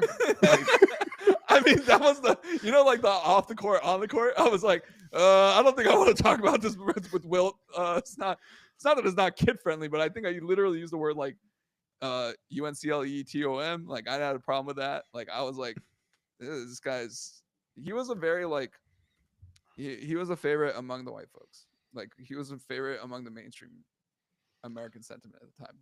And yeah, Kareem turned a lot of people off because of the name change. Like that was a really big thing. Like he was a huge star, and then he stood with Muhammad Ali at that summit, the Cleveland Summit. I mean, the 68 finals are a great example. The right before the finals started, Martin Luther King got assassinated. Yeah, and Bill Russell called a team meeting, and they had a very emotional discussion about whether to play or not. the Sixers didn't, and apparently that like by all accounts that they won game 1 because of that, and that was another 7-game series that the Celtics won. Yeah, that's a big one. Yeah, Wilt was in Conan. yes, he was. There's an off the field thing that doesn't have to get all weird, He sure Listen, was. I think I literally read in the LA Times that Will had slept with like literally thousands of women. 10,000 That's what he is the claims, claim. yeah. Yeah. He's such an interesting guy. Oh yeah, fascinating. I love Wilt. I have a Sports Illustrated from the 60s with him on the cover somewhere around here. But yeah, and I have a Wilt Lakers jersey somewhere. But again, I'm like, yeah. Again, these are two absolute legends. Such a legendary matchup. But yeah, I do think, yeah, what we said sort of covers it. I'm 100% that Wilt's more interesting, because Bill, I think- think Bill had an important career and an important life, and I won a legacy that I really respect. But for Wilt, it's like, whose Oh yeah, documentary in would you terms of watch? interesting, yeah, Yeah, for I sure. would watch the Wilt documentary. Like, I'm sorry, like, I Yeah. just want to see what's under the hood there. Like, I'll say I've never heard that nickname for Russell before. Yeah, me neither. neither have I. But yeah, I I've read Wilt's autobiography and not Bill Russell's for a reason, because Wilt, yes, is objectively interesting. a lot more interesting. Russell was just very solid, very like very important, a Yeah. significant figure for sure, but like also well documented how significant he was, and whereas Wilt is documented and usually in his own words. Yeah. All right, let's get back to it. Welcome back. Thanks for sticking with us through that. That was a lot of fun. I'm sorry, Colin. I didn't want you to lose that one, but and Wilt's so interesting, and there's so much more to dig into about him. But yeah, Bill's gonna have to advance there. We're gonna get into matchups we're looking forward to and gratitude and rants. Let's move quick, boys. I'll just start. Matchup I'm most looking forward to. Let me pull up ESPN. Oh, no. Nothing. I have nothing. I'm just kidding. It's the opening day. Dodgers versus the Detroit Tigers. The Dodgers have been kind of scuffling, bro. Like yesterday, we got walked off by the Angels in the exhibition. Oh, it was a really it's preseason. We're 2-0. Horrible game. We're 2-0 in games that 2-0. count. Looking forward to the opening day, obviously. I think gratitude. I'm glad that Mookie Betts seems to have figured out what the hell is going on. So for those who don't know the story, Mookie Betts lost close to 20 pounds dealing with a virus where he was not able to keep food down, was basically subsisting off of shakes and smoothies and IVs. Scary stuff. Wasn't able to play in Tokyo. Is now apparently finally taking, food and being able to hold it down. I think that it figured out that it was a norovirus, but not entirely sure. So gratitude for that. My rant, Laker fans, just shut up. Okay, we lost 3 in a row. Just let it go. Okay, like, yeah, do the Bulls suck? Yes, 100%. Should we have gotten blown out like that? No. Shut up, dude. So entitled, bro. So entitled. Oh my God. We were bad for so long. Do you not remember? Like in my last 10 years, the Lakers have been horrible. Like before. Like the last years of Kobe, oh my God. They were terrible. Objectively, there was nothing to watch. It's like, hey, maybe Kobe will go out for 50 points or 60 points. That's Laker fans. How is your memory this bad? How is it this bad? Yeah, Before but remember, LeBron they were just blind. Like it was the Kobe cult. Like it didn't matter if they won or not. They were there to watch Kobe. Then LeBron bails us out of mediocrity or total garbage. Okay. And now we're crapping on and then Luka Doncic bails us out of that post era. Like I feel like the LeBron championship window closed with the Russell Westbrook trade when we got him. That's like we just shut the door. Like, you know what? Fuck a title. I was just like, what are we doing? Let Caruso walk. Let Caruso walk. We need Russell Westbrook. And then, oh my Lord, I can't believe we're saying this again. Luka Doncic bails us out again, and now Laker fans are back to being entitled. I feel like their default mode is just being entitled. Forget the title contention. They're being entitled. Shut the fuck up. Oh my God. please appreciate the good times. Not every NBA team gets bailed out this many times. We had literally Shaq traded to us. Like literally Shaq was traded to us. Like, wait, no, he signed with us in free agency. Yeah. Sorry. The Magic fumbled the extension. Oh my God. That was Horrible. embarrassing. Horrible. Anyway, that's my gratitude rants. Murph, take it away. Yeah. So matchup I'm most looking forward to. It's all about the NCAA tournament for me. If I had to pick one, it'd probably be Duke versus Arizona. This one's kind of a spicy little matchup because Arizona is led by a guy who is absolutely hated in Duke, Caleb Love, who, if you remember when he was at UNC, he gave Coach K a loss in his final home game at Cameron Indoor. And then in the Final Four, he retired Coach K as well. So Caleb Love, the enemy of Duke, the man who personally ended Coach K's career, is back to facing Duke in the tournament. This should be a lot of fun. This is a dominant Duke team. They should get by pretty easily. But Caleb Love is a chucker that comes up for games like this. And, oh, man, if he eliminates this Duke team, he's going to be a public enemy in Durham forever. You can't go back to North Carolina to play. Personally ended Mike. Personally, ended go to his parts of career North as a little Carolina, crazy. no problem. Yeah, Chapel Hill. He'd still be a Chapel legend. Hill's the only place you're safe. You know, we're gonna have to. Yeah. So that one I think is going to be a lot of fun. But a game that's probably going to be a little bit closer, Bama BYU. And that the winner of that game is who's going to probably play Duke, who I expect to advance. Just for example, the over-under that Vegas set for that is 175.5 points. The next highest game in the Sweet 16 is at 156. That is how much points they're expecting from this Bama team that plays at the most absurd pace in college basketball, and a BYU team that doesn't really care about defending too much, and they love to jack it. So this is going to be an up and down game. Should be a lot of fun. Also, Houston, Purdue, Braden Smith, All-American point guard for the Boilermakers, going up against that Houston pressure. LJ Cryer, who's one of probably the best closer in college basketball right now. And then, we were also staring down potential Michigan State Elite Eight matchup. If Michigan can get past Auburn, and Michigan State can get past, I believe it's Ole Miss. So a lot of interesting things around the bracket. So I'll be all up here. And this time goes in my what I'm grateful for, and it is March Madness. I love this time of year. I love having 4 games on at once during the middle of a work day. It's awful for my productivity, but it's just games. I know it's been a little chalky this year. There haven't been a ton of great endings, although that Maryland-Colorado State game winner was an absolute doozy.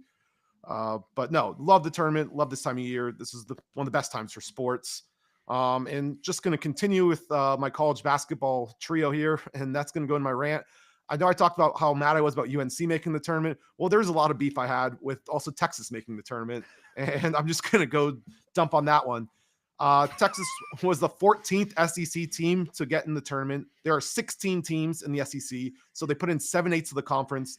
Texas 6-12. They went in conference play. They lost 2/3 of their conference games, and they put them in. So you might be thinking, oh, okay, well, at least they had something in the non-con to kind of bolster that resume. No, 349th ranked schedule, non-conference SOS.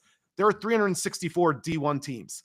They are pretty much totally inexcusable for a power conference team to have that bad of a non-con, because you can basically pick like what teams you're playing. And the whole point of with a weak non-con is if you play that means you have to take care of business in conference play. I wouldn't say going 6-12 in your conference is taking care of anything.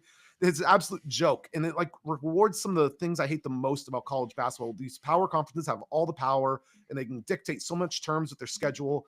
And now basically by letting in a team like Texas, you're essentially saying that it just doesn't really even matter. Like your conference is going to give you enough wins that you can play absolutely nobody with a pulse in their non-conference, and they will still let you in anyway. Absolutely horrible decision. And, thankfully Xavier eliminated them in the first 4, so we didn't have to deal with them in the actual bracket, but they never should have been there in the first place. That's a great rant. Yeah. Anything that dunks on Texas is fine by me. Yeah, no, Murph, I was looking for them. I was like, did they win games? Nope. They didn't do jack. And he's totally justified taking a crap all over it. But And I wouldn't even care if they won games. They still wouldn't deserve to be in there in the first somebody place. else's spot. That's right. Yeah.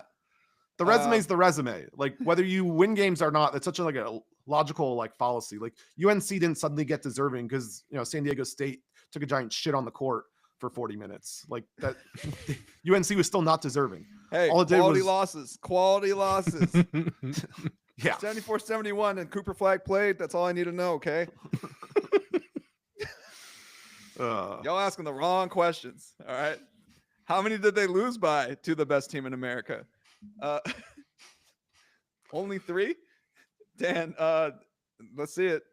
Matchup All you're right. looking forward to. Yeah, I'm for matchup I'm looking forward to. I will highlight probably the sports day that is my favorite of the whole year, which is opening day. And I am so excited. I will be watching baseball all day.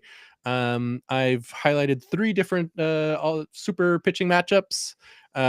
Chris Sale, the reigning Cy Young, against Michael King, should be a really good pitching matchup. Braves Padres. We got Tanner Bybee against Cole Reagans. Nice little AL Central. Bobby Witt versus J Ram matchup.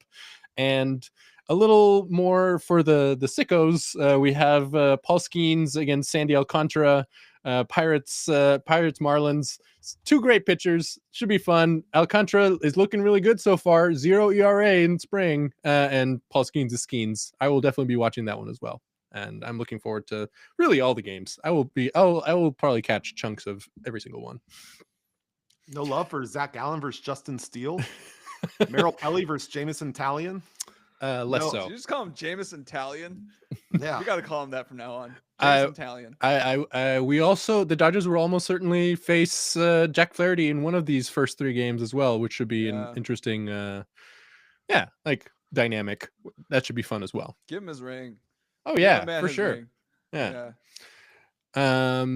My rant is really about injuries. The Juju Watkins injury. So many I wouldn't Juju give a shit USC about a athletes. Juju Smith Yeah, injury Juju at Smith all. Schuster. No, yeah, Juju Watkins injury yesterday was such a bummer. You could tell right away that it was so bad. First time I've ever watched someone tear the ACL while wearing their jersey. That was a unique experience. But also I wanted to shout out the UConn director of communications trying to threaten a reporter into deleting a video by saying he would ruin their life. And which I thought was really funny just because like first it helped really like it was the Streisand effect. Like it made everyone pay attention to that rant by Dan Hurley even more. But also what power does the UConn director of comms have to ruin anyone's life? It was just a really funny story. Gratitude.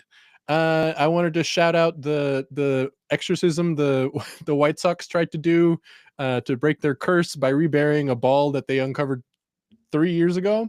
That one was a funny little tidbit, but my real gratitude is to the most relentless soccer defender that I have ever met in my entire life. That's right. That's Chewy Fernando, our family dog. He's turning 10 today. Happy birthday to Chewy. Happy birthday, Chewy. Happy birthday. That's very sweet. I like that. All right. I love that you brought up the Dan Hurley thing because everything Dan Hurley does is he's just the most whiny. Guys won back-to-back titles and he's still like. Oh yeah, I mean we've been talking worst. about since the season started, like since they had those 2 losses right at the start, and we're like 3. They lost all 3. Oh yeah, games in yeah, Maui. that's right, yeah. But yeah, he was it was I had it, but then I had a couple backups just because I thought maybe you were going to do that one since it was college basketball. But yeah, that one was the real rant. Yeah, I mean it's just crazy. Also, fun fact, that was Colorado's only win outside of Boulder until the conference tournament. But it's just shocking how like whiny and just no sense of perspective. You'd think like with winning you'd calm you down a little bit, but no, he's still like threatening, wants to ban all multi-day tournaments in Maui and like, let's talk about getting jobbed by the refs. I think that's what the video was about, right? It's the one about him basically threatening, it was the Baylor comments he made to Baylor, right? About how they were going to get ref first. Yeah. It's, yeah. Yeah, I'm very happy to go on the record and say that I was very wrong this offseason. I wanted the Lakers to hire Dan Hurley and was disappointed that they hired JJ Redick, but JJ's worked out great, and Dan Hurley, the more I've actually watched him, the more I'm like, yep, that was a good choice. That worked out great for us. Whizzing past your head. Yeah. Like literally. I mentioned it to everyone I could that when the Hurley to Lakers things, I was like, please, Dan Hurley on a LeBron-led team in LA was just, oh my, like there's just no way that ends well. Like, I am very happy to be wrong on this one. I was very intrigued to see, like, because every scheduling thing would turn into some NBA conspiracy to screw the Lakers. Like, I was very interested in seeing how bad he can go. The dude cannot take losing. And, you know, when you're at UConn and stuff, like, typically these major programs, you're going to win like 80% of your games. So it's not as big of a deal. But the NBA, you're going to lose a third of your games. Like, easy. And that's, you know, that's 30 meltdowns from a 50-year-old toddler. Yeah. No, yeah. This worked out really well for us. Calling Dan Hurley a 50-year-old toddler is nasty. You're right. I like that. Toddlers have more hair. Yeah, I like that. I like that. Man. I will say he did lean into it when they beat Creighton. And fans were saying stuff to him because he obviously deserves it. He turns to one fan, looks him straight in the eyes, and it's like, "Shut up, you bald fuck," and then just walks into the tunnel.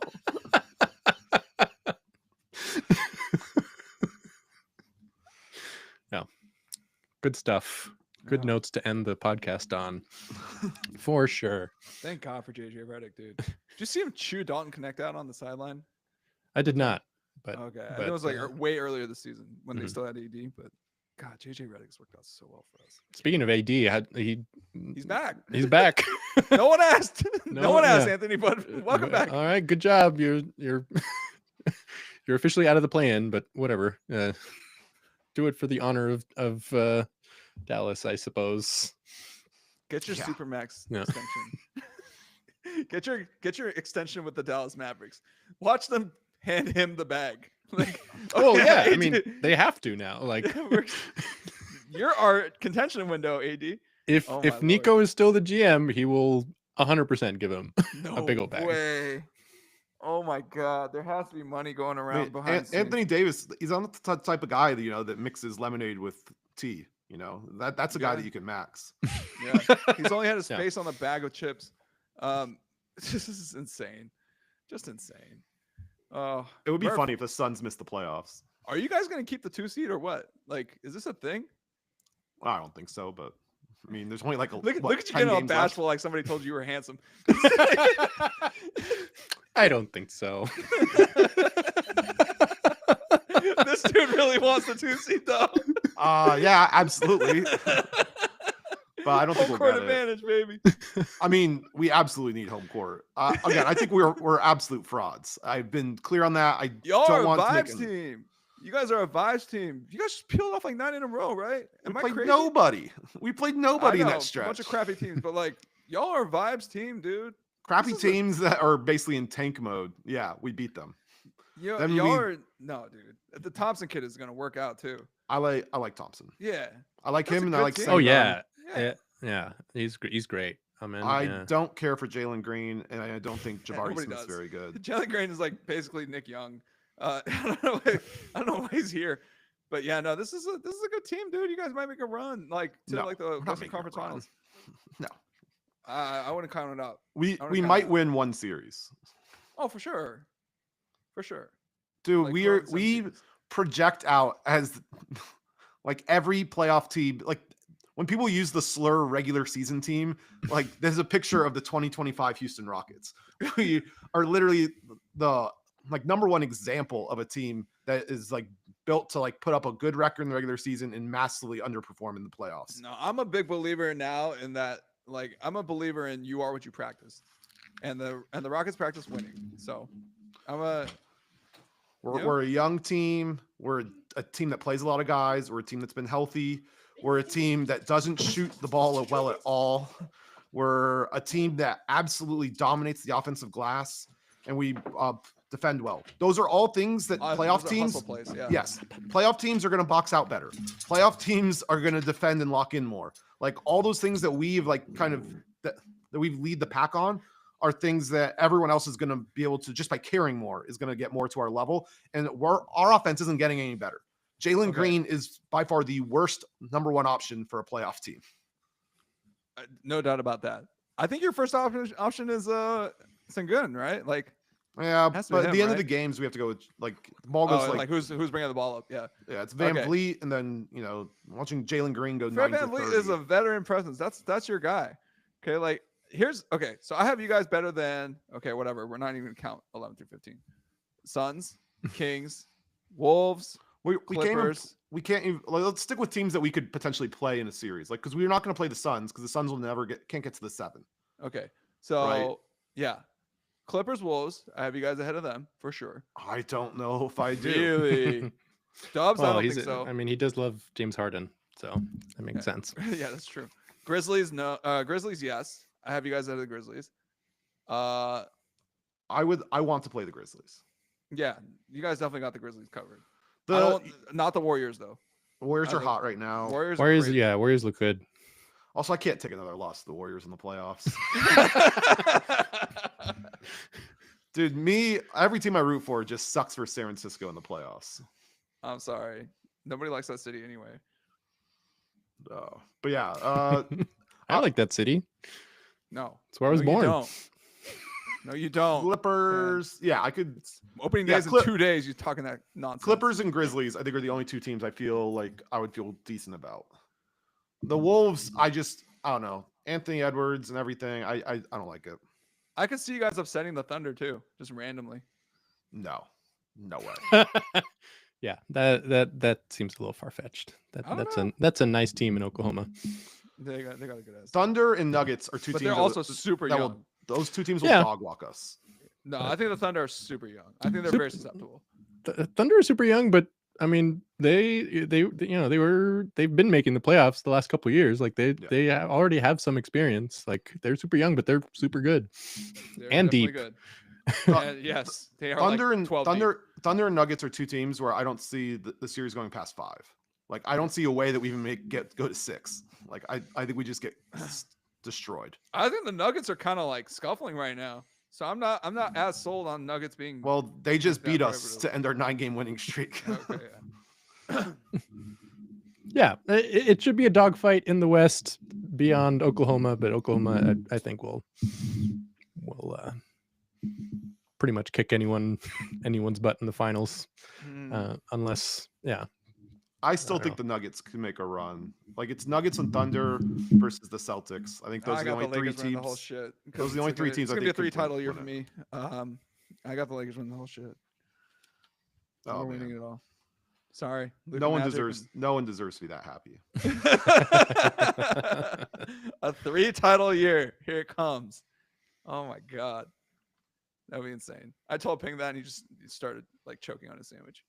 Like he started laughing so hard. There's no way. He's like, you tried to kill Ping? Yeah, he's telling me like, what, you think USC women's basketball is gonna win? Like, is that your 3rd title? Like, you're not actually serious, are you? Yeah, they would have. That's a nice team. That defense is legit. It sucks, dude. Whatever. All right, guys. What could have been, but alas. Wish her a speedy recovery. That's what we'll end on. Get better soon, Juju. That sucks, and hope you get better really, really, really quick. And then who else got hurt? Oh, Jason Tatum got hurt. Yeah, rotten pieces, dog. Whatever. You are nasty. Ain't nobody give a fuck about Jason Tatum. Let's be real. All right. Well, that's it for today. I'm Lee, joined by my co-host Dan Krevitz, Colin Murphy. Y'all are the best. Thanks for sticking with us. Dan putting the heart hands together around my drawing of Chewy. the birthday. Oh yeah. Well done, Chewy. Thank you. That's really good. Happy birthday, Chewy. And we'll see you guys next week. See you guys. Opening day. You're the snake. You're the snake. Facts. Crazy. Oh boy.